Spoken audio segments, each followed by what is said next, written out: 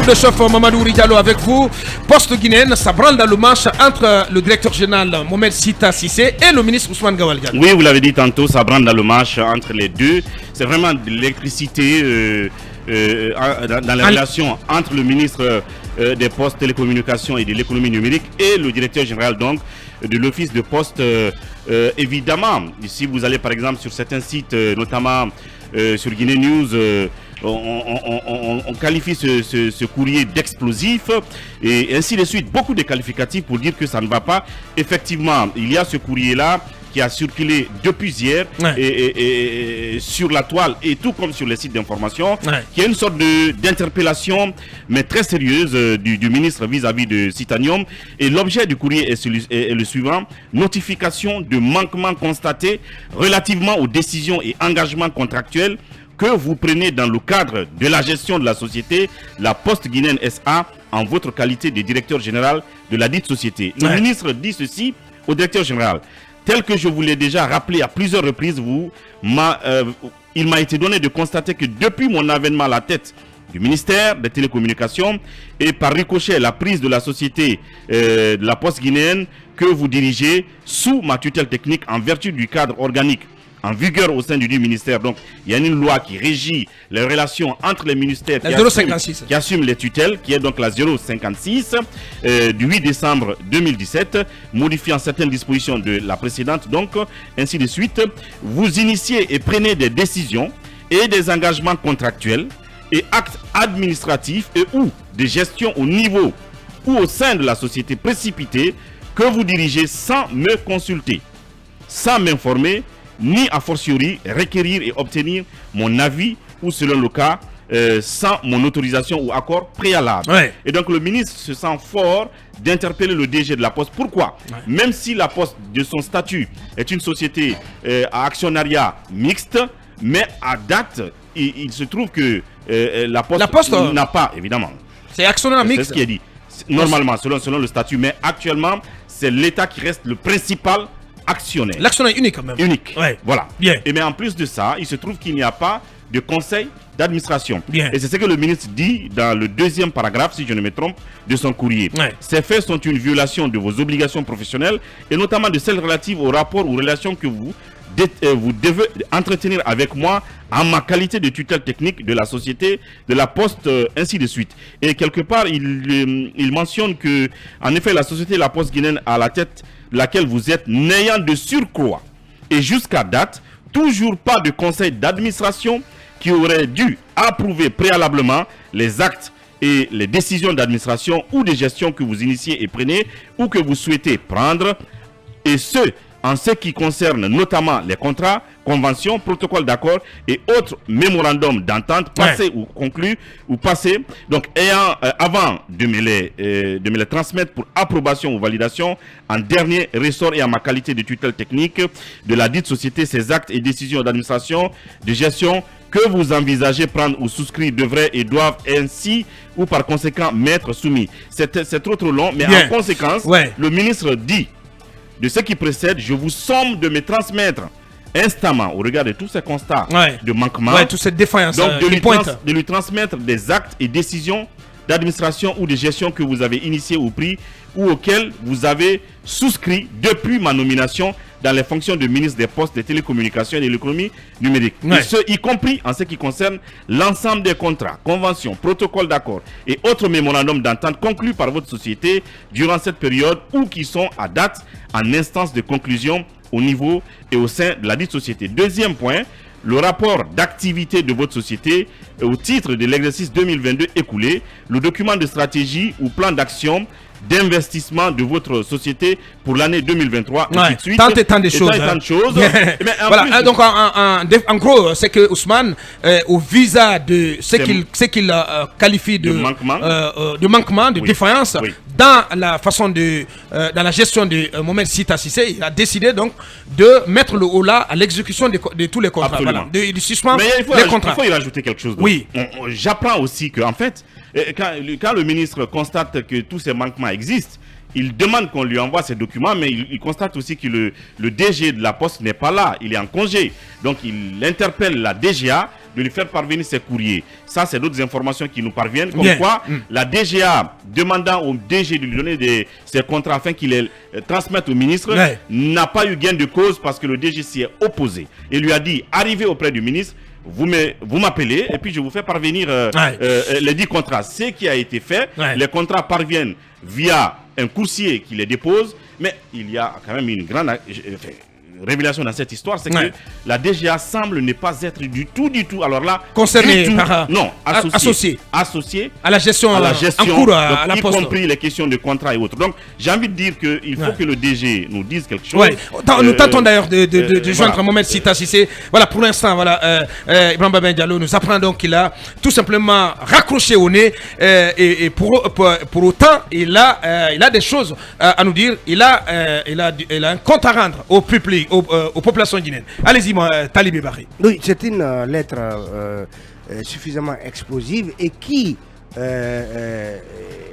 tout cas, officialise la discorde, pour ne pas dire le désaccord total entre Sita Cissé et Ousmane Gawal. Deux personnages, parce que Sita, c'est un grand frère qui a un peu tourné dans la presse. Bien sûr. Au tempérament, en tout cas, Ousmane Gawal et Sita, au tempérament, à mon avis, incompatible. Incompatible.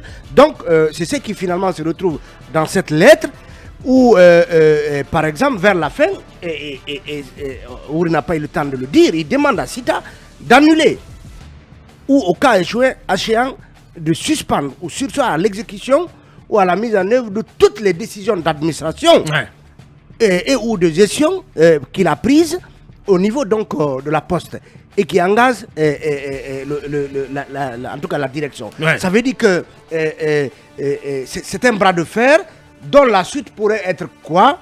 Que comme Ousmane Gawal l'a réussi face à sa chef de cabinet, d'abord au ministère de l'Habitat et ensuite contre Mme Fatou Baldé, ici, est-ce qu'on peut accuser Sita d'insubordination et donc le voir victime du sort des deux dames qui ont eu maille à partir avec Ousmane Gawal? Toujours est-il qu'il y a une sorte de vent de rébellion de la part du directeur général de la Poste, la Poste guinéenne. Ça ne devrait pas être le cas. Ça ne devrait pas être le cas. On est dans une administration, il y a une hiérarchie qu'il faut respecter. Bien entendu, on aurait aimé entendre la version des faits de Mohamed Sita Cissé, parce que ce qui nous est servi, c'est, si vous voulez, la version des faits de Ousmane Gawal Diallo, le ministre. Mais comment on peut le savoir si l'intéressé ne veut pas du tout intervenir? C'est très compliqué. Il y a quelque chose de très grave.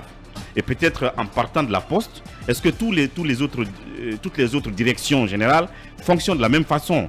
Les DGA sont-ils associés à la gestion de ces directions-là? C'est pas du tout évident. Parce que là, c'est assez gravissime que la DGA se confesse en disant qu'elle n'est pratiquement associée à rien, que c'est le DG qui gère tout, qui établit les contrats, qui les font passer et qui fait tout. Ça, c'est même en fait distinguable du fait que le ministre ait remarqué et constaté ces manquements. Le fait qu'on mette de côté les DGA, mais c'est dangereux. Il y a à un moment donné, il faut que le président se penche là-dessus, parce qu'il a mis les duos à la tête de ces entités. C'est ce qui se veut, pour qu'ils travaillent ensemble. Comment vous pouvez mettre de côté votre adjoint et que c'est vous seul qui dirigez tout?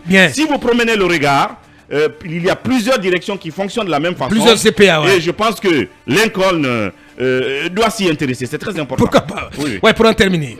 Abouakar, Ouri signale là un cas assez spécial. Vous savez, en principe, les directeurs généraux et les adjoints, plutôt les directeurs adjoints par exemple, au sein des entités, chaque entité, c'est-à-dire que chaque adjoint ou l'adjoint doit être affecté à un pan de l'activité. Des attributions.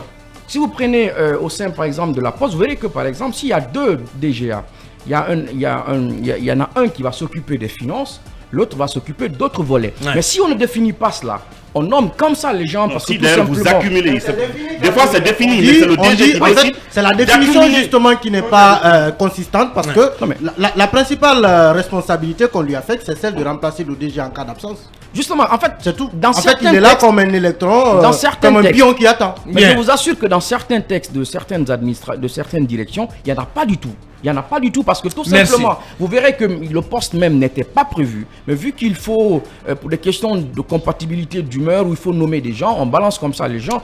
C'est pourquoi il faut par exemple saluer certaines directions où ça fonctionne plus ou moins bien. Oui, c'est le cas par exemple de l'RPT. Et de l'ANIES. De l'ANIES par exemple. L'RPT, ça fonctionne très bien entre les deux directeurs.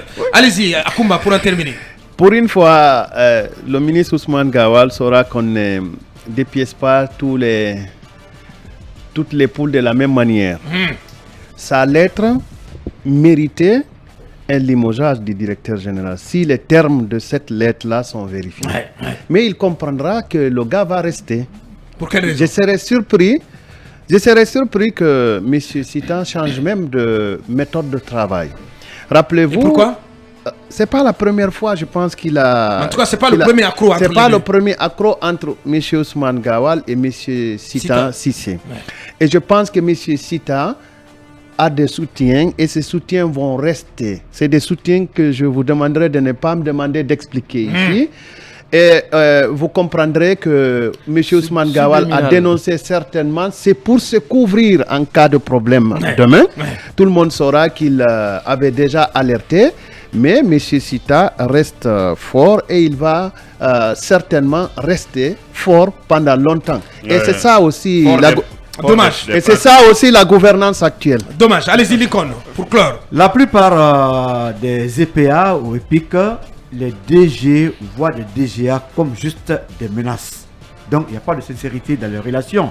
Et contrairement à Emma, les DGA ont quand même des tâches bien définies. Mais très malheureusement, ils sont dépouillés de leur attribution dans cette entreprise. Parce que le DG se dit, après moi, c'est lui qui vient. En cas de problème, je saute. Donc tout cela doit cesser. Et je crois que Ousmane Gawal fait bien de signaler, en tout cas, ces petits problèmes, puisque un jour viendra, on dira certainement que M. Ousmane Gawal n'avait pas signalé tel ou tel. Mais M. Akoumba, je viens vous dire que Sita Cissé n'est pas plus fort que Ousmane Gawal au niveau du CNRD. Au sein du surtout sur le président. Ousmane Gawal, c'est quelque part aussi l'enfant gâté comme Charles White. Bien. Ça, je vous le dis. Bien. Non, oui, Mamadou Ouri. J'ai envie d'insister pour terminer. Tu veux m'amener à expliquer ce que je ne veux pas dire. Non. Donc je reste sur ma position. Bien.